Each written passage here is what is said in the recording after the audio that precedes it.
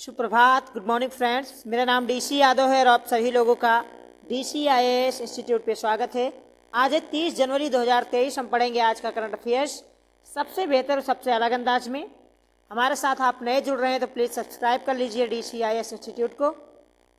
आज का अपना पहला सवाल है साथियों कि भारत के किस राज्य सरकार ने बेरोजगार युवाओं को मासिक भत्ता देने की घोषणा की है? छत्तीसगढ़, गुजरात, झारखंड या उत्तराखंड? इसका सही आंसर है ऑप्शन ए, छत्तीसगढ़ की भूपेश बघेल सरकार ने अब युवाओं को जो बेरोजगार हैं उन्हें मुख्यमंत्री युवा संबल योजना के तहत बेरोजगारी भत्ता देने की घोषणा की है। इसलिए सही आंसर ऑप्शन ए, छत्तीसगढ़।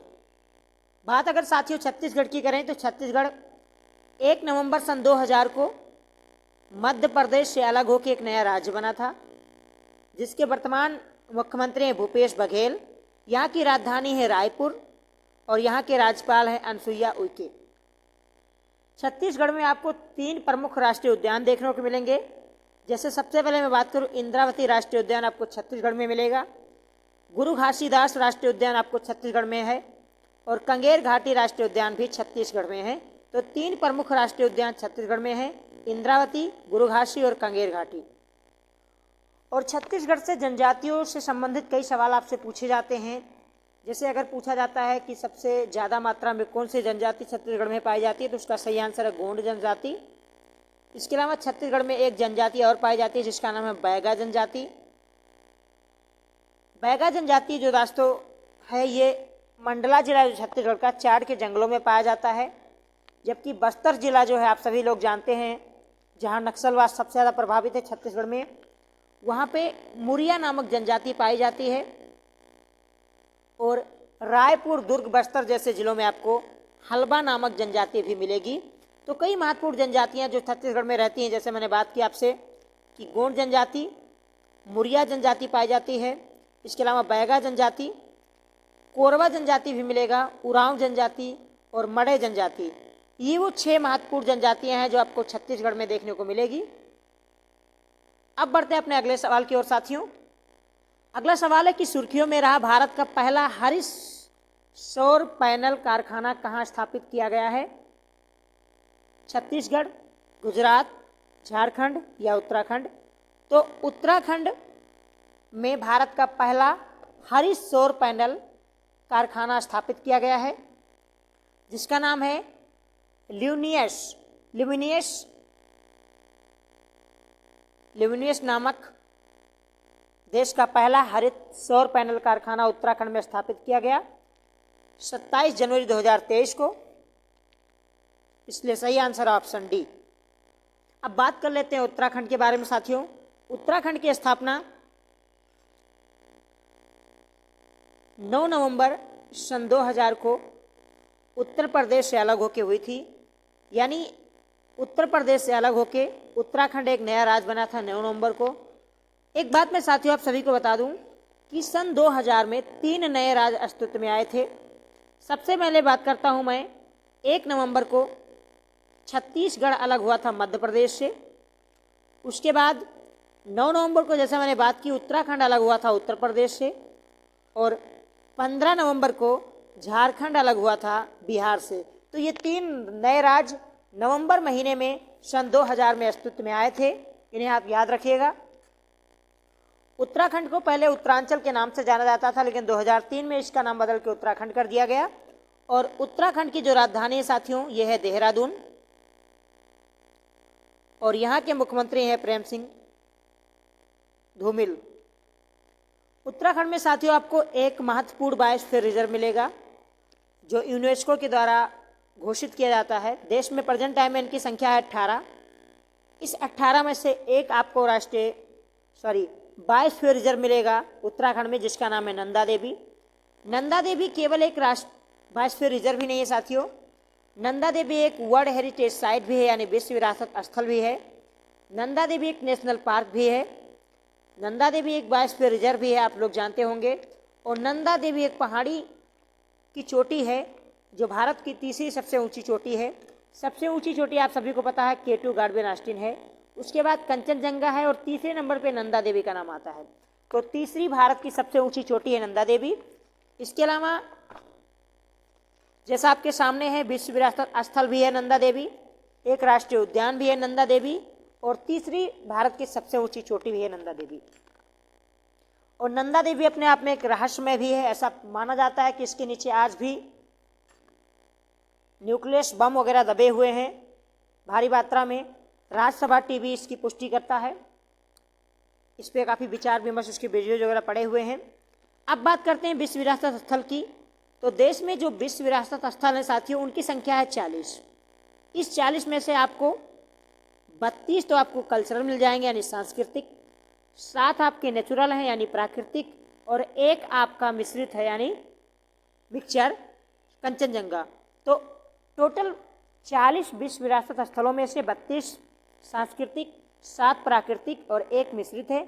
मिश्रित है कंचनजंगा जो आपको सिक्किम में मिलेगा। इन 40 में से 2 विश्व विरासत स्थल आपको उत्तराखंड में मिलेंगे। एक तो नंदा देवी है और दूसरा है फूलों की घाटी, जो एक राष्ट्रीय उद्यान भी है उत्तराखंड में। ये उत्तराखंड के अन्य राष्ट्रीय उद्यानों की बात करें साथियों, तो जिम कॉर्बेट राष्ट्रीय उद्यान का नाम सुना होगा। ये भारत का प्रथम वन्यजीव अभ्यारण्य और प्रथम राष्ट्रीय उद्यान था। 1936 में इसे राष्ट्रीय उद्यान घोषित किया गया था और ये देश का पहला राष्ट्रीय उद्यान था। राजाजी राष्ट्रीय उद्यान आपको उत्तराखंड में मिलेगा। गोविंद बल्लभ पंत जी के नाम पे एक राष्ट्रीय उद्यान है, जो उत्तर प्रदेश के प्रथम मुख्यमंत्री थे। उस समय उत्तराखंड उत्तर प्रदेश का हिस्सा हुआ करता था। फूलों की घाटी राष्ट्रीय उद्यान और नंदा देवी राष्ट्रीय उद्यान, ये वो प्रमुख राष्ट्रीय उद्यान है। इसके अलावा गंगोत्री राष्ट्रीय उद्यान भी आपको मिलेगा उत्तराखंड में। तो राष्ट्रीय उद्यानों की बात करें हम उत्तराखंड की, तो जैसा कि मैंने कहा, जिम कॉर्बेट, राजाजी, गोविंद पंत, फूलों की घाटी, नंदा देवी और गंगोत्री राष्ट्रीय उद्यान उत्तराखंड में स्थित है। इसके अलावा कई महत्वपूर्ण आपको वन्यजीव अभ्यारण्य आपको मिलेंगे उत्तराखंड के अंदर। जैसे गोविंद आपने राष्ट्रीय उद्यान देखा, ऐसे गोविंद वन्यजीव अभ्यारण्य भी आपको उत्तराखंड में मिलेगा। इसके अलावा केदारनाथ वन्यजीव अभ्यारण्य उत्तराखंड में है और मसूरी वन्यजीव अभ्यारण्य भी आपको उत्तराखंड में मिलेगा। दोस्तों, अगर मैं आर्द्र भूमि की बात करूं जो रामसर साइट में दर्ज है, तो टोटल भारत की 75 आर्द्र भूमियां रामसर साइट के लिस्ट में हैं। इसमें में से आपको उत्तराखंड के अंदर आसन कंजर्वेशन रिजर्व जो है, आसन कंजर्वेशन रिजर्व है, ये एक आर्द्र भूमि है जो रामसर साइट में दर्ज है। ये प्रवासी पक्षियों का एक आवास है और ये उत्तराखंड का पहला रामसर साइट है जिसे 2020 में घोषित किया गया था। 7 प्रमुख झीलें आपको उत्तराखंड में मिलेगी, जिसमें सबसे बड़ी जो झील है वो भीमताल झील है। तो अगर आपसे सवाल कोई पूछे कि भीमताल झील कहाँ है, तो उत्तराखंड में है। इसके अलावा डोडी झील भी, डोडी ताल झील भी, ताल का मतलब झील या तालाब होता है, और एक का नाम है गोहना झील। तो ये 3 वो प्रमुख झील हैं जो आपको उत्तराखंड में देखने को मिलेंगे। उत्तराखंड में आपको पता है साथियों कि गंगोत्री यमुनोत्री नामक 2 महत्वपूर्ण ग्लेशियर से गंगा और यमुना नदी निकलती है। तो वहाँ बहुत सारी नदी घाटी परियोजनाएं चलाई गई हैं। तो अगर इन परियोजनाओं की मैं बात करूं, तो सबसे महत्वपूर्ण जो परियोजना है उसका नाम है टेहरी परियोजना। जी हाँ, टेहरी परियोजना जो भागीरथी नदी पे बनाया गया है। इस परियोजना की बात यह है साथियों कि ये देश का सबसे ऊंचा बांध है, 260 मीटर ऊंचा है ये। और एक और प्रमुख बांध है, इसे आप याद रख लीजिए, जिसका नाम है पंचेश्वर बांध। और पंचेश्वर बांध की खासियत ये है साथियों कि ये भारत तथा नेपाल दोनों के द्वारा संयुक्त रूप से चलाई जा रही है। और ये किस नदी पे बनाई गई है या चलाई जा रही है, तो काली नदी पे। काली नदी या शारदा नदी के नाम से भी जानते हैं इसे हम। तो पंचेश्वर बांध काली नदी पे भारत और नेपाल के संयुक्त साझेदारी से निर्मित की गई है। और इसके अलावा आपको उत्तराखंड में एक और परियोजना मिलेगा जिसका नाम है शारदा परियोजना। ये ऊधम सिंह नगर डिस्ट्रिक्ट में है, शारदा नदी पे। तो ये है उत्तराखंड के प्रमुख कुछ परियोजनाएं। और उत्तराखंड के 2 महत्वपूर्ण उत्पाद ऐसे हैं, खाद्यान्न उत्पाद हैं, जिनको जीआई टैग दिया गया है। उसमें सबसे पहले बात करते हैं मैं तेज पत्ता। उत्तराखंड पर का तेज पत्ता जो आपके सब्जियों का एक तरीके से रुख चेंज कर देता है, बहुत ही टेस्टी हो जाती है। और इसके अलावा है मुनस्यारी राजमा। मुनस्यारी राजमा, राजमा चावल आप लोग खाते होंगे, तो मुनस्यारी राजमा को जीआई टैग प्राप्त है उत्तराखंड में, और तेज पत्ता को भी जीआई टैग प्राप्त है। जीआई टैग यानी ज्योग्राफिकल इंडिकेशन जो जीआई एक्ट के द्वारा लाया गया था भारत में। सबसे पहले आपको पता होगा कि दार्जिलिंग चाय को दिया गया था पश्चिम बंगाल के। अगला सवाल है साथियों कि हाल ही में राष्ट्रीय बाल विज्ञान कांग्रेस की बैठक कहाँ हुई? छत्तीसगढ़, गुजरात, झारखंड या आंध्र प्रदेश? इसका सही आंसर है ऑप्शन बी, गुजरात में अहमदाबाद सिटी में राष्ट्रीय बाल विज्ञान कांग्रेस की बैठक हुई। अहमदाबाद जो साबरमती नदी के किनारे स्थित है, तो अगर आपसे कोई सवाल पूछे कि अहमदाबाद किस नदी के किनारे स्थित है, तो साबरमती नदी के किनारे स्थित है।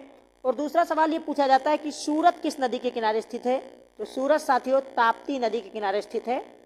और अहमदाबाद जैसे हमने कहा कि साबरमती नदी के किनारे स्थित है। अहमदाबाद गुजरात का प्रमुख शहर है, जहाँ पे आपको सरदार पटेल इंटरनेशनल एयरपोर्ट भी मिलेगा। इसके अलावा साथियों अगर बात करें हम थोड़ा डिटेल में गुजरात की, तो गुजरात राज्य की स्थापना 1 मई 1960 को हुई थी।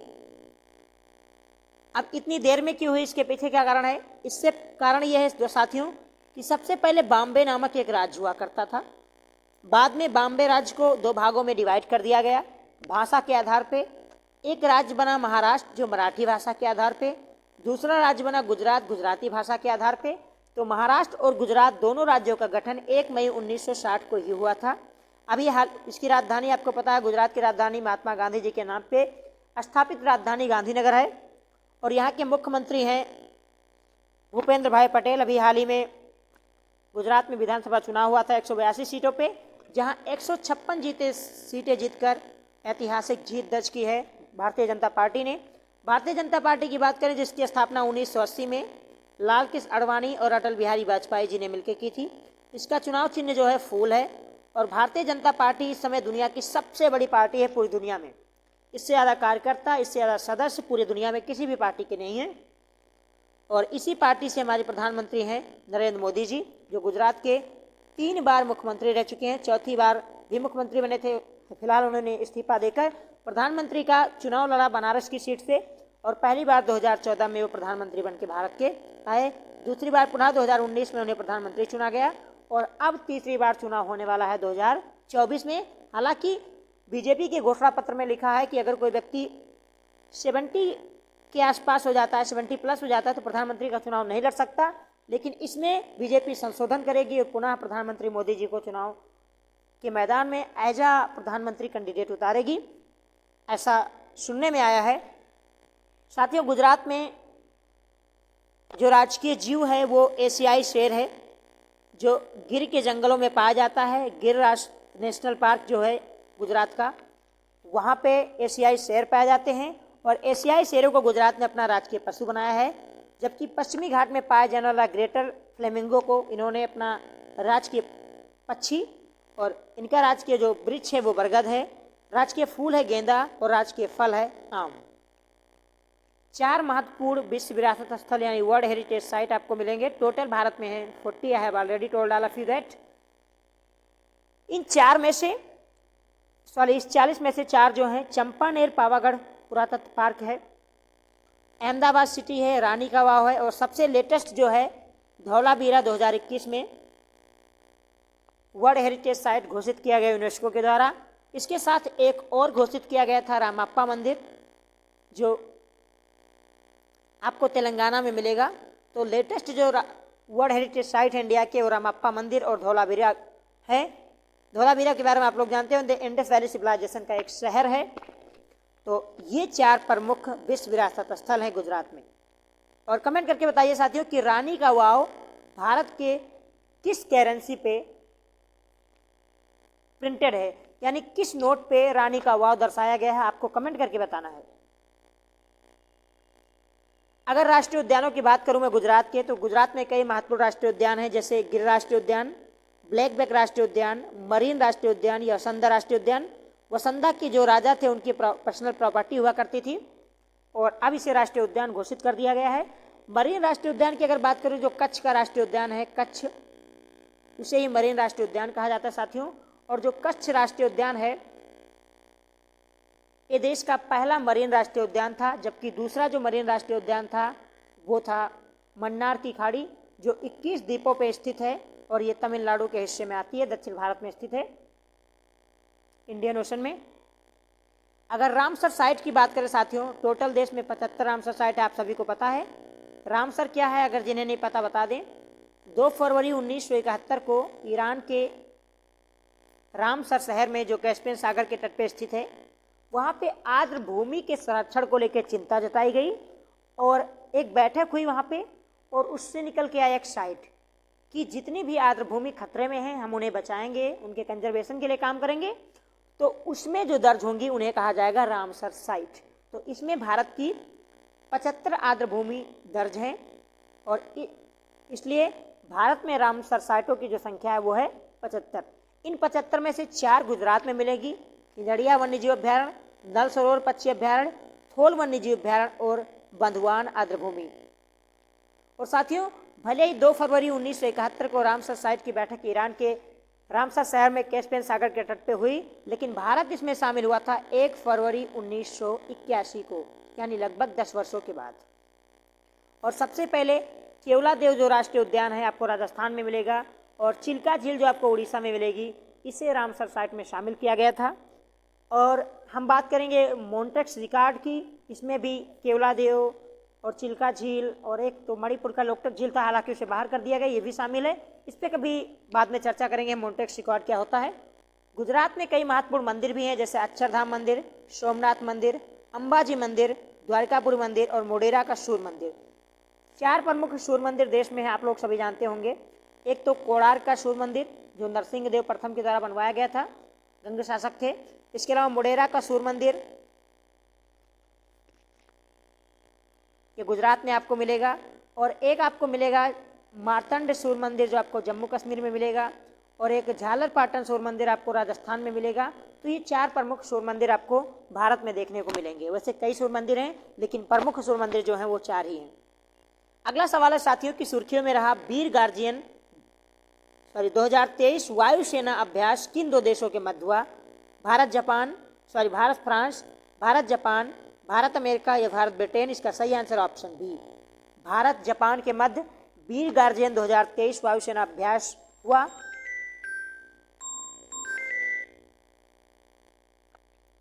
और साथियों, ये जापान के 2 प्रमुख एयरपोर्ट हैं, ओतितामा और इरुमा एयरबेस, वहाँ पे हुआ है।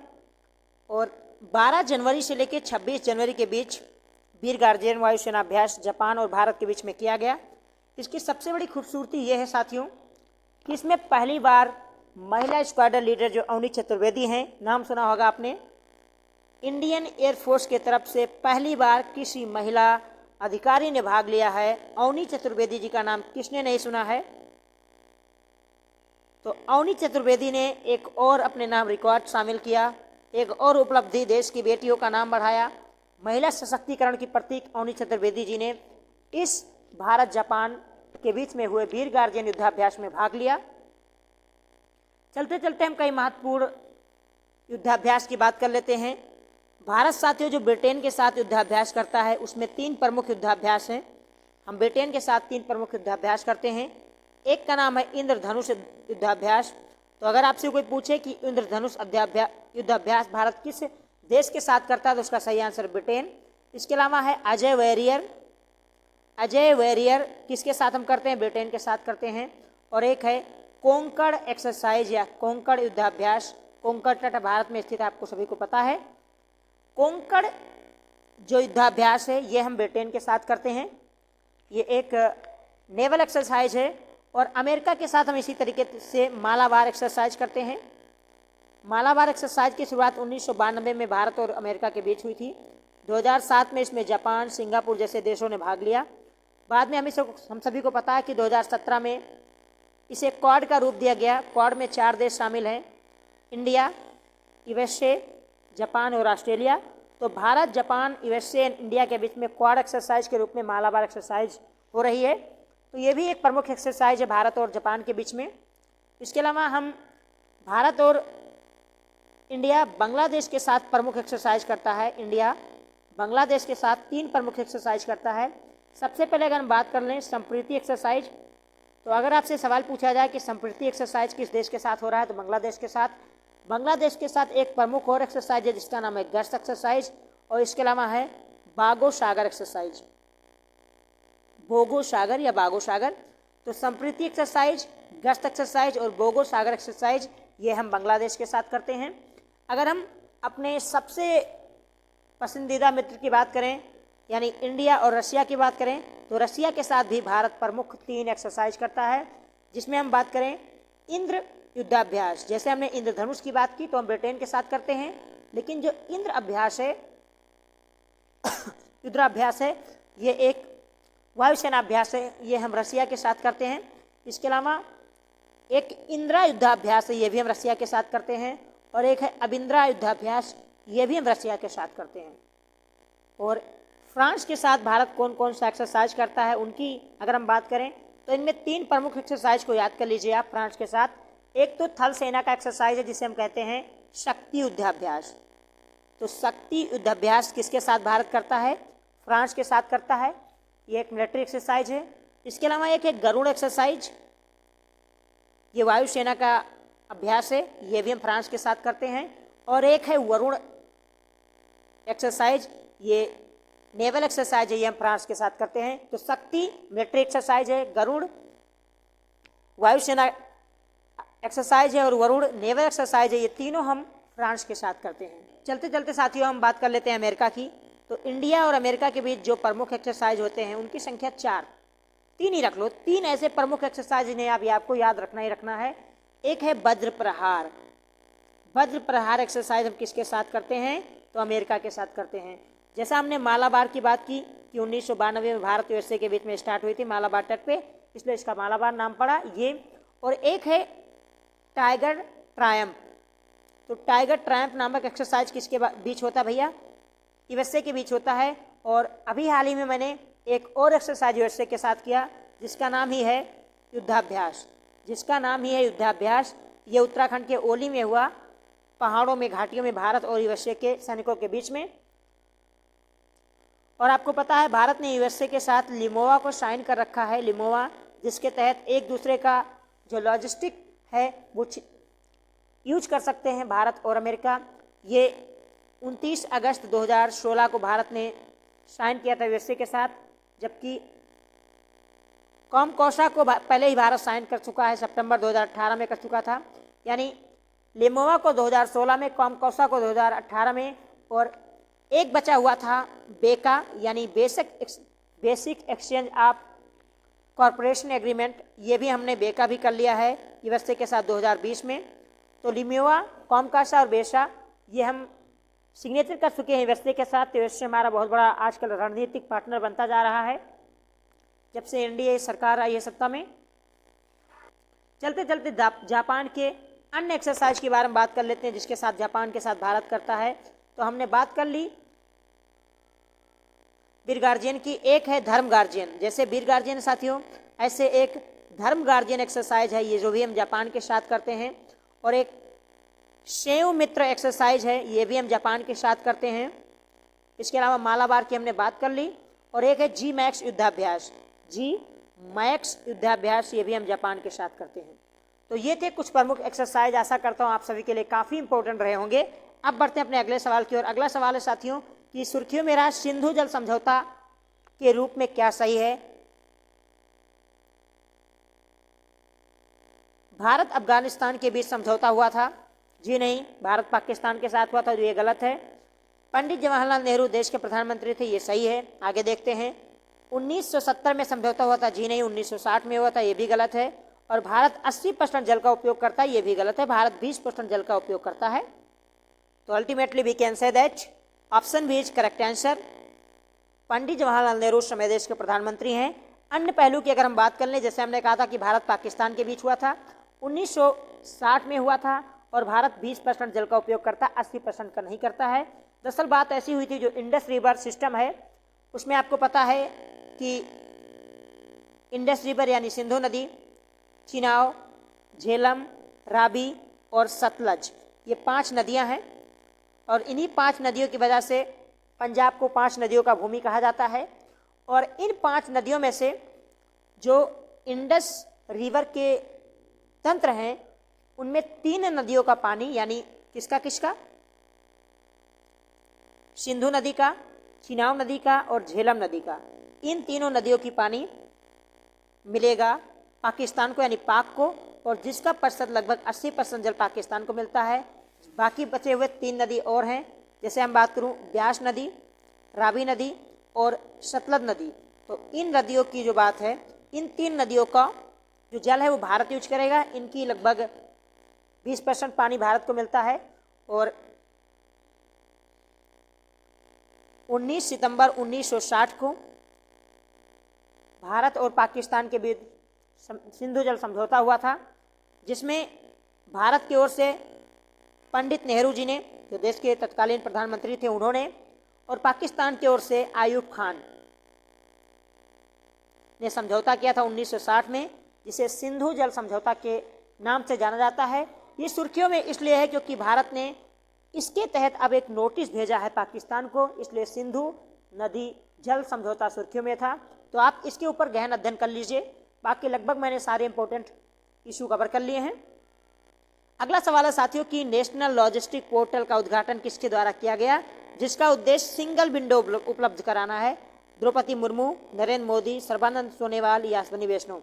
तो सर्बानंद सोनोवाल जो जल परिवहन मंत्री साहब हैं, इन्होंने नेशनल लॉजिस्टिक पोर्टल का उद्घाटन किया है और इसका उद्देश्य सिंगल विंडो उपलब्ध कराना और लॉजिस्टिक नीति को और सरल बनाना, सबके लिए व्यापक उपलब्ध कराना। तो इसका सही answer option C, Sarbananda Sonowal, जो पहले असम के मुख्यमंत्री भी हुआ करते थे, इस समय केंद्रीय मंत्री हैं।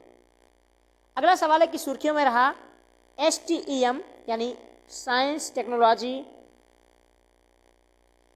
इंजीनियरिंग एंड मैथमेटिक्स, इसका पूरा नाम है science, technology, engineering and mathematics नामक पहल के अंतर्गत किन देशों के स्नातक छात्रों को कौशल प्रदान करना यानी स्किलफुल नॉलेज देना है ग्रेजुएशन में?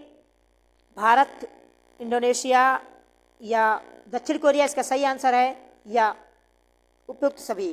तो इन तीनों देशों के लिए, भारत, दक्षिण कोरिया और इंडोनेशिया के लिए, बेल्जियम की कंपनी जो है सोलबे, उसके द्वारा सेटम नामक पहल चलाई गई है कि इन 3 देशों के युवाओं को mathematics, science, engineering and technology में ग्रेजुएशन में छात्रों को कौशल प्रदान करना है, ग्रेजुएशन की डिग्री देना है, एक बेहतर भविष्य तैयार करना है। तो इसका सही आंसर है ऑप्शन डी। अगला सवाल है साथियों, गोदरेज एग्रोवेट एक कंपनी है, इसके द्वारा समाधान नामक योजना की शुरुआत की गई है। आपको बताना ये किस व्यवसाय से संबंधित है? सेब से, पाम ऑयल से, केसर से या अदरक से? इसका सही आंसर है ऑप्शन बी, पाम ऑयल का जिस तरीके से खर्च है भारत में आप सभी लोग जानते होंगे। इंडोनेशिया, मलेशिया के ऊपर भारत निर्भर है। भारत चाहता है कि पाम ऑयल का उत्पादन भारत में हो। इसे देखते हुए गोदरेज एग्रोवेट कंपनी ने अब पाम ऑयल के संबंध में समाधान नामक योजना की शुरुआत की है। तो इसका सही answer option B, palm oil. अगला सवाल है साथियों की सुर्खियों में रहा एटिकोप्पा नामक खिलौना किस राज्य से संबंधित है? छत्तीसगढ़, गुजरात, झारखंड या आंध्र प्रदेश? इसका सही answer option D, Andhra Pradesh, जहां के मुख्यमंत्री हैं जगत मोहन रेड्डी साहब, जिसकी राजधानी है अमरावती। आप सभी को पता है जब तेलंगाना, तब इसकी राजधानी हुआ करती थी हैदराबाद। बाद में 10 सालों तक कॉमन राजधानी रही तेलंगाना और हैदराबाद की। उसके बाद आंध्र प्रदेश ने अपनी अलग राजधानी बना ली, अमरावती। अमरावती एक ऐतिहासिक शहर, एक ऐतिहासिक किला हुआ करता था। अमरावती की रानी के बारे में आप लोग जानते होंगे। तो इस आंध्र प्रदेश का खिलौना है एटिकोप्पा। ये एक लकड़ी का खिलौना होता है, कास्ट खिलौना होता है, और इस समय ये सुर्खियों में है। इसे बढ़ावा देने के लिए काम किया जा रहा है आंध्र प्रदेश गवर्नमेंट के द्वारा। अगला सवाल है साथियों कि हाल ही में भारत के किस राज्य ने प्रवासियों के लिए सर्वेक्षण शुरू किया है, यानी कितने प्रवासी हैं उनकी गणना की जाएगी। छत्तीसगढ़, गुजरात, झारखंड या मणिपुर? इसका सही आंसर है ऑप्शन सी, झारखंड की गवर्नमेंट, हेमंत सोरेन साहब की सरकार ने अब प्रवासियों के सर्वेक्षण के लिए काम करना शुरू कर दिया है। तो इसका सही आंसर ऑप्शन सी, झारखंड।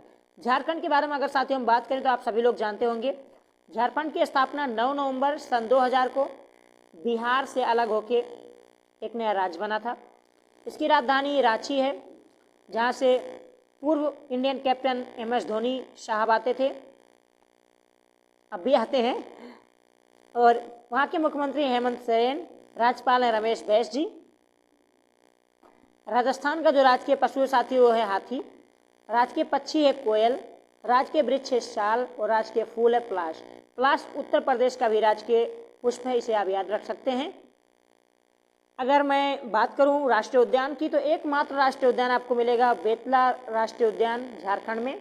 इसके अलावा कई वन्यजीव अभ्यारण्य है, जैसे हजारीबाग वन्यजीव अभ्यारण्य, पलामू बाघ अभ्यारण्य, जवाहरलाल नेहरू जैविक उद्यान, पालमकोट जीवाश्म वन्यजीव अभ्यारण्य और महू आधव भेड़िया अभ्यारण्य।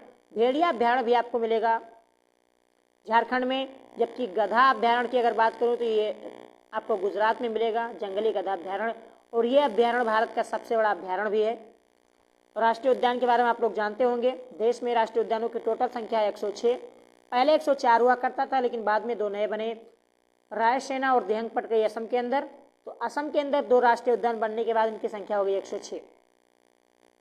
झारखंड के अंदर साथियों कई पक्षी अभ्यारण्य मिलेंगे, महत्वपूर्ण पक्षी अभ्यारण्य जैसे तिलैया पक्षी अभ्यारण्य, तेनू घाटी पक्षी अभ्यारण्य, चंदपुरा पक्षी अभ्यारण्य, इंचगांव पक्षी अभ्यारण्य, उधवा पक्षी अभ्यारण्य, ये सभी के सभी पक्षी अभ्यारण्य आपको झारखंड के अंदर मिलेगा। झारखंड और पश्चिम बंगाल की एक संयुक्त परियोजना है जिसे दामोदर घाटी परियोजना के नाम से जाना जाता है। दामोदर नदी परियोजना है एक तरीके से। 4 जुलाई 1948 को इसकी शुरुआत की गई थी। हमने कहा झारखंड और पश्चिम बंगाल मिलकर इस परियोजना का उपयोग करते हैं। इस परियोजना के तहत दामोदर नदी पे कई महत्वपूर्ण बांध बनाए गए हैं, जैसे मैथन बांध, पंचेत बांध, तिलैया बांध, किनार बांध। और जबकि महत्वपूर्ण की झारखंड की अन्य महत्वपूर्ण नदियों की बात करूँ तो उत्तरी कोयल नदी, दक्षिणी कोयल नदी, स्वर्ण रेखा नदी, शंख नदी और मधुराक्षी नदी, ये झारखंड की प्रमुख नदियाँ भी हैं। जबकि पंचेत, तिलैया, किनार ये झारखंड के प्रमुख बांध हैं जो दामोदर नदी पे बनाए गए हैं दामोदर घाटी परियोजना के तहत। तो ये थे साथियों आज के टॉप 10 सवाल। आशा करता हूँ आप सभी को पसंद आया होगा। सेशन पसंद आया तो प्लीज़ लाइक करें, अपने दोस्तों के साथ शेयर कीजिए ताकि उन्हें भी फायदा हो। और हमारे साथ आप नए हैं तो प्लीज़ सब्सक्राइब कर लीजिए ताकि हमारा भी अपना मनोबल बना रहे। यदि हमारे साथ आप जुड़ रहे हैं तो प्लीज़ सब्सक्राइब कर लीजिए। इसमें सर आप लोगों का कुछ भी नहीं जाएगा, लेकिन आप लोगों की वजह से हमारी रोजी रोटी चल जाएगी। So please subscribe DCIS institute. आप हमारे साथ जुड़े इसके लिए आपका बहुत बहुत धन्यवाद। आप सभी का दिन शुभ हो। जय हिंद, जय भारत।